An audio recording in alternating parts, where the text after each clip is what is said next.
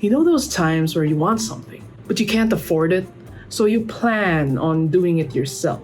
Yet, in the end, possibly spending more money, time, effort, a little bit of decline of your well-being, maybe losing your sanity a little bit just for this. Yeah, this is one of those videos.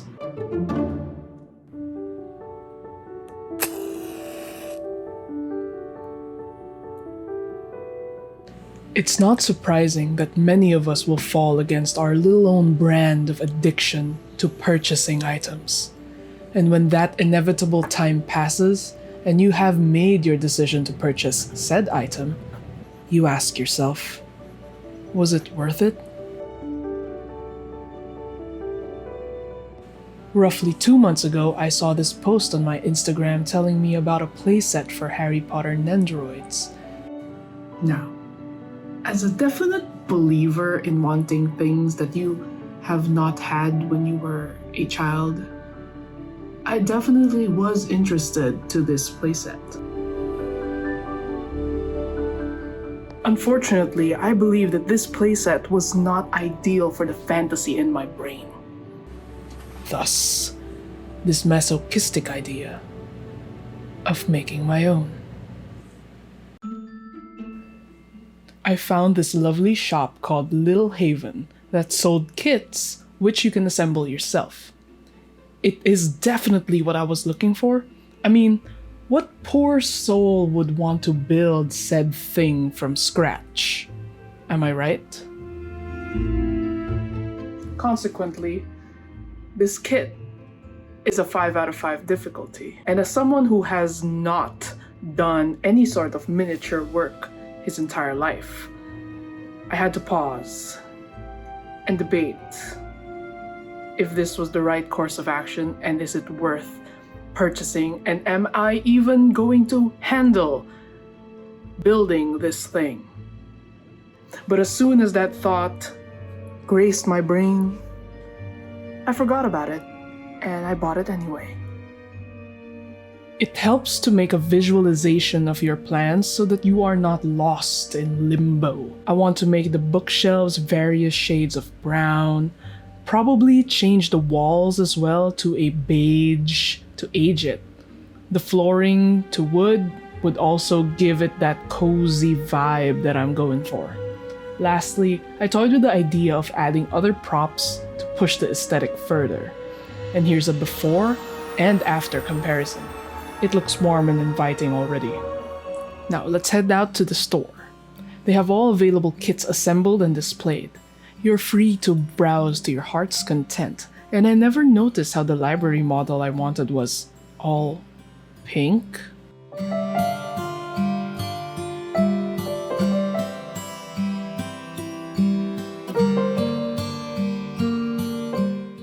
I bought my model and it's time to also pick up paints, as I am told by the salesperson here, and Google of course, that these acrylics will work without needing to sand nor prime.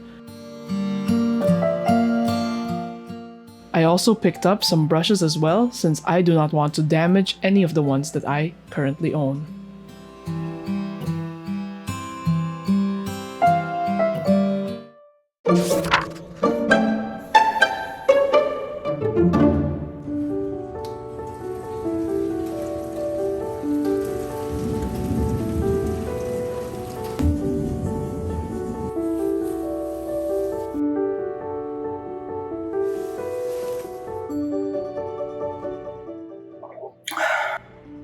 Good morning. So everything is in place. I have bought everything that I would possibly require for this endeavor, and it's gonna be day 1.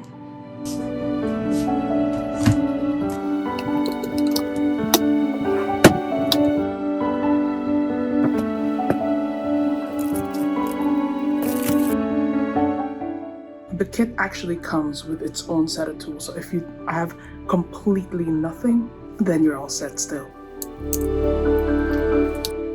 Unfortunately, some of these are pretty flimsy for me, so if you do have tools at home, use those instead. I value precision after all.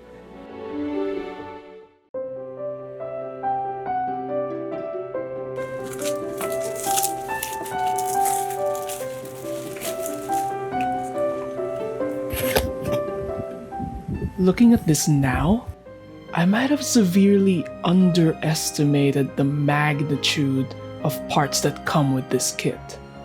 Bags upon bags of pre-cut wooden pieces that would soon be the furniture for my little library seemed endless. Though what excites me the most is that I've never built a complete circuit before, and this kit actually comes with parts to build a working light fixture. Lovely. I was not joking when this kit came with everything you needed. You got the tools, you got the manual, you got all the parts, all the fabric, all the light fixtures, all the wires, all everything, and you got a display case. But I do wonder, if you made a mistake, does the stuff that it come with have enough leeway, or it's there forever and you just have to deal with it?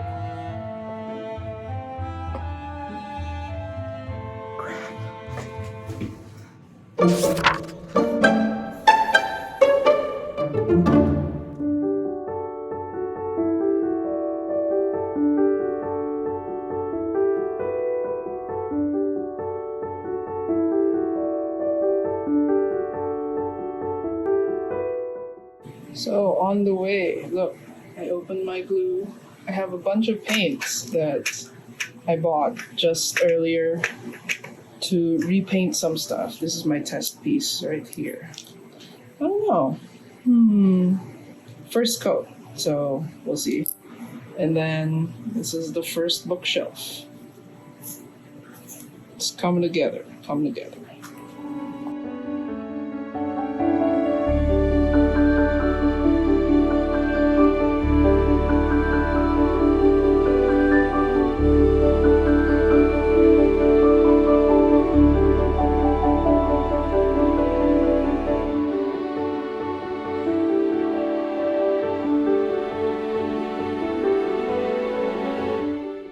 To one of the cabinet looking faces, and then the other cabinet is gonna go inside. This thing is already painted, 2 coats, so that's great.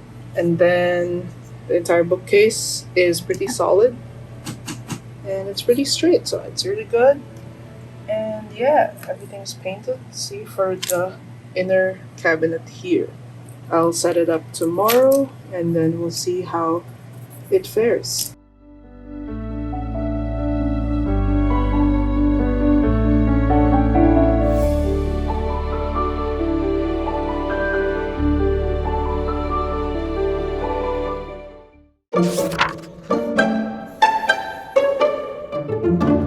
As it's still daylight, I proceeded to make another bookshelf.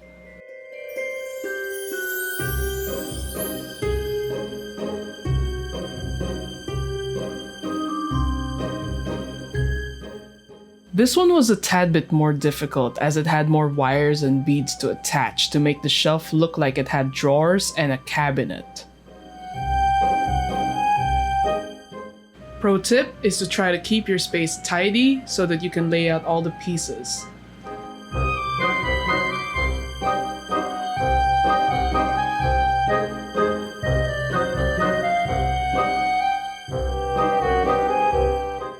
You know, peak efficiency is when you start to make your own makeshift tools so that you won't get confused. This is what I made to hold my paint things, and I marked them with Copic markers so that I wouldn't be confused where to stick the damn things. Earlier, it was just this white thing. And how do you know where you're gonna put all of the popsicle sticks on this? You don't. Okay, you don't.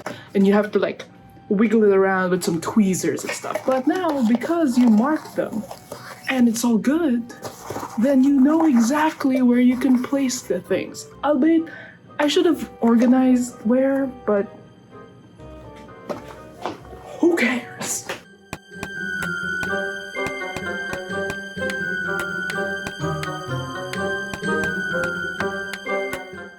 So, I regret working at the wee hours of the night because sometimes your judgment gets clouded when it starts to be late. Because this is the exact part where I used my trusty mallet to force things that shouldn't be there in the first place. Like doo-doo. Not to mention, I even failed to check which orientation to attach ledges and needed to pry it off one by one to adhere it to the correct side. And then paint over it too.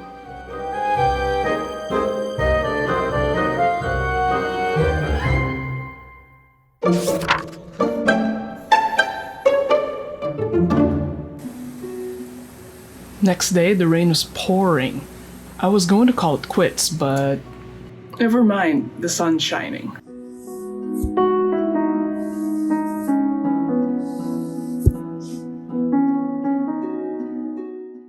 This is the last shelf of this build. It came in such a bright yellow color, so I knew I had to paint it. A segment of it was oddly cut, so I had to make sure to put that side on an area that wouldn't be seen.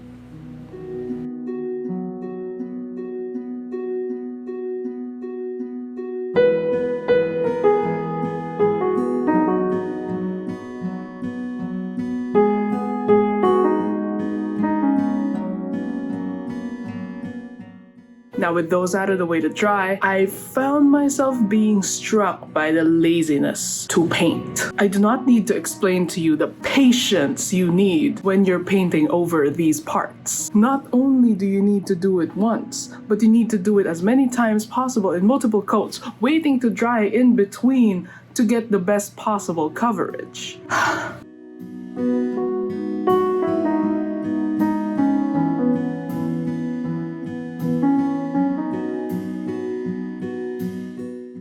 For the next pieces, I am glad that the color they came with already fit the aesthetic I was looking for.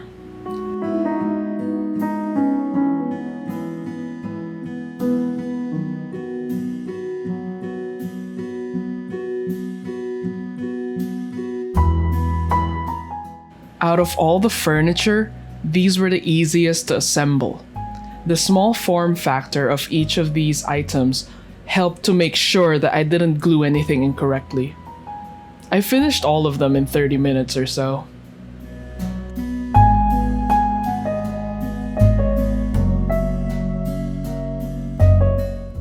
Fair warning, which I forgot to mention during my work in progress. Paints thicken the material. Therefore, you will get issues where the parts fit rather snug. A mallet helps with it though. Make sure it's a rubber tip.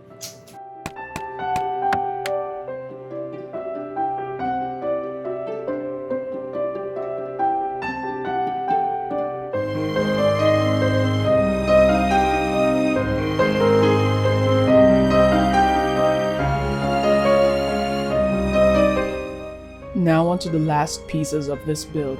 This stool was too cute and it was held by tension with this triangle piece on the legs. Since it was small, I decided to paint it after it was assembled. And while that was drying, let me tell you about how annoyed I was at this chair.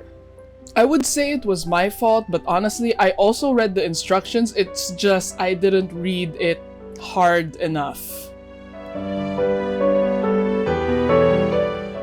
But what can you do? It looks good from afar, just don't get too close. Look at this first page of the manual. Cut the fabric according to instruction. Like, that would help so much if it was actually on the page of that part where I need it. Like, who designed this? Lesson learned. Always read the instructions.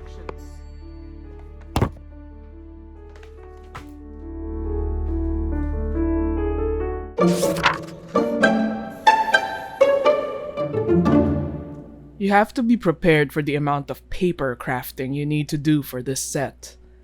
And if you're like me who likes to meticulously detail everything, you're probably gonna color match the edges of the papers when it folds, right? Right? I have made over 100 books for this set, and probably a little more because aside from that, I also bought 2 book templates from this Etsy seller named Easy Print and Cut. I'll link them in the description below. And I edited these on Photoshop to make them fit my Hogwarts inspired library. So I have 2 books. One is Hogwarts: A History and the other one is the Book of Numerology.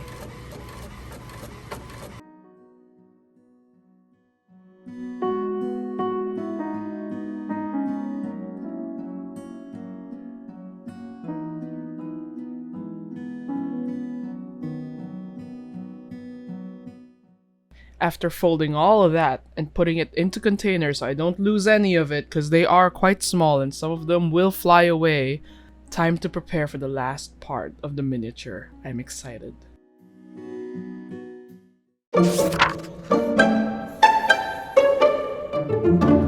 To keep up with the Hogwarts library aesthetic, I opted for wood tones. For the floor, I do regret not using popsicle sticks and just painting it, but vinyl seemed like a good idea at the time. I didn't know what to expect.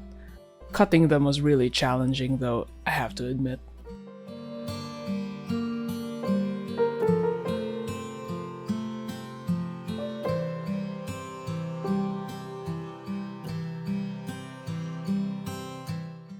It was actually fun trying to lay out the wood panels. I felt like an interior decorator.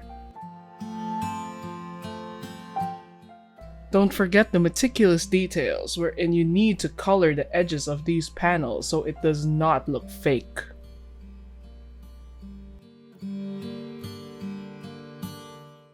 The kit actually comes with a light fixture that you needed to assemble. This is my first time making a circuit, so it was really exciting for me. Ooh, shiny! I have to confess, it took me a few tries to really make it look good. The materials give you enough leeway if you make a mistake.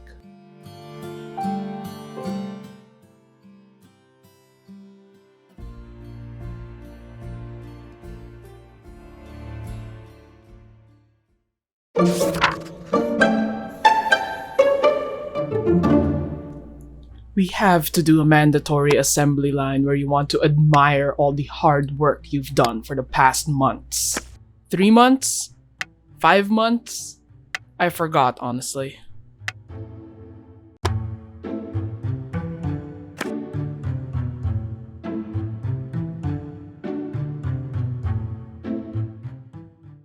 I think I need a moment to remind myself how long this project took me.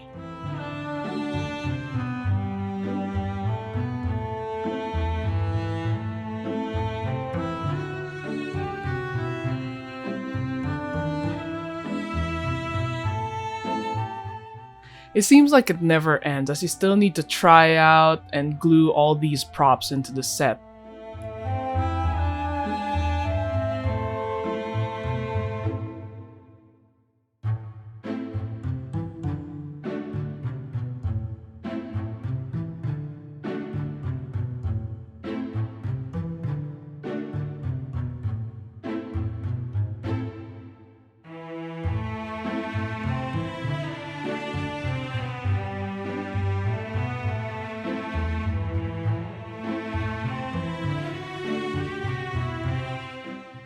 With that, here is the final product.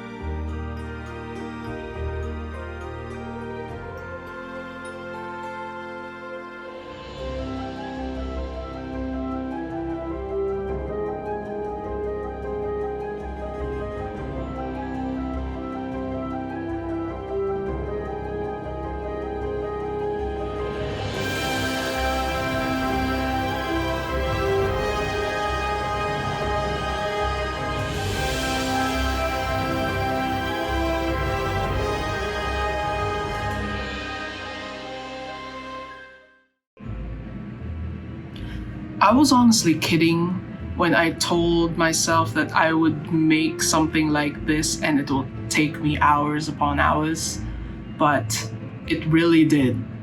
Hello everybody, this is me from 2 months in the future, since I have really finished filming the entire process of this miniature. I would rate it an 8 out of 10, maybe a 9, if you don't mind the weird translations from Chinese to English and the weird layout wherein you get lost as well. I would suggest cutting the first page and sticking it somewhere so you will never forget to look at it. Aside from that, the instructions were quite thorough. The pictures will help you a lot more than the actual text itself. And the bags are labeled, everything is labeled, and the sizes are actually differentiated, right? So you probably wouldn't have trouble like trying to figure out which part goes where because of how they lay out and everything and size everything. The only gripe about this project is that it's personal. I do not have space for this thing. It's such a grand model, and it does come with a display case, which makes it a little bit bigger. It's like a mini aquarium, and unless you have a lot of space, don't get something like this. But that is it. This video is over with. I am quite happy with my purchase, with my crafting, with the way that I made it. It looks amazing. Even Hermione is happy with her Hogwarts a history book, I would say. I took a lot of pride making that in Photoshop as well. Oops. Photoshop as well. She fell. Apparently, she does not believe me. If you made it this far, put like an emoji down below, any type of emoji you want. Yeah, it'll let me know that you watched this video till the end. Thank you very much. Let me just move this a little bit away so that we have a bit of space. So we just slide away. Look at it, it's so